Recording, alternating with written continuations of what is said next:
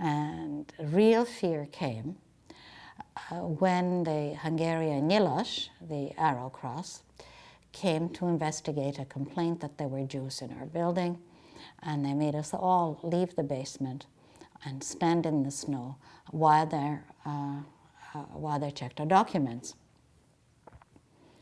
And one by one, everybody handed them documents. They were young men. They weren't wearing a uniform. They just had the Arrow Cross armband. And then they looked at my documents, and they said, well, these look very new. And my grandmother, who had a lot of pluck, said, of course they're new. Before the war, we didn't have to go showing our documents to everybody all over the place. Okay.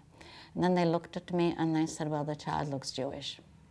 Now, at that point, they were not deporting Jews to Auschwitz anymore. There were no more rails. They simply took the Jews to the Danube, lined them up, and shot them into the icy waters. It was wintertime, and there were ice floes, and that was the way they dealt, with any Jews that they caught.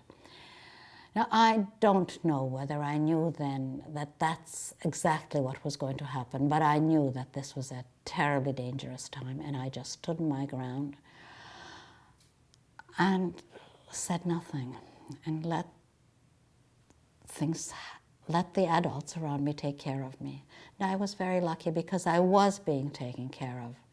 And at that point, the anti-superintendent spoke up, and she said to this young man, she said, how can you say that this child is Jewish? She prays all the time. She's a better Christian than you punk. And that did it. And they left.